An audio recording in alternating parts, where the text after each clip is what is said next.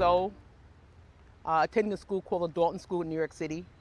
And I experienced racism for the first time and asked someone, uh, what did it mean and how could I change it?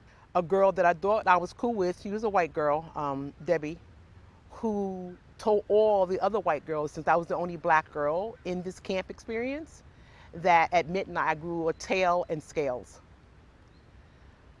So when I talk about racism, I'm talking about really egregious racism at a very young age. I was attending a school that only had approximately 10 people of color in the entire school. So it was a very different environment. And in terms of academia, it was the best thing for me. And so I didn't want to disturb that opportunity, but I knew that something had to be done. Um, Thereafter, I continued to go to after school programs specifically for black children to get a better understanding of how to deal with the issues in a community that was predominantly wealthy whites, and it was beneficial to me. I had so many mentors that poured into my life before I actually stepped out on my own to do some work, but it did ground me so that I didn't respond in anger, but I respond in change. The hope comes from seeing a very diverse group of people, particularly my white allies, coming out in large numbers and really wanting to do something. They're not just talking on social media, but they are really engaged in this fight. And that makes a big deal. More importantly, there are young people as well as old people. We have transcended religious backgrounds.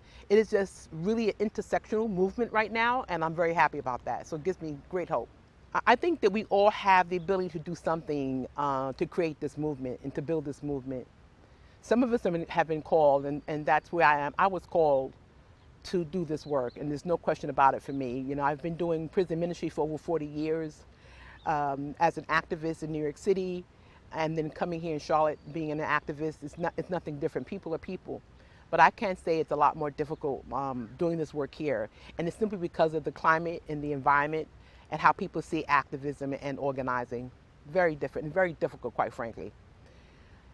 I know one thing. I know that we all must be active in order for us to create the change that we say that we desire. It is not enough for us to stay behind our keyboards in social media and talk about it. We've got to get into the streets. We've got to get into these rooms and come together and figure out ways to create policy to make real change.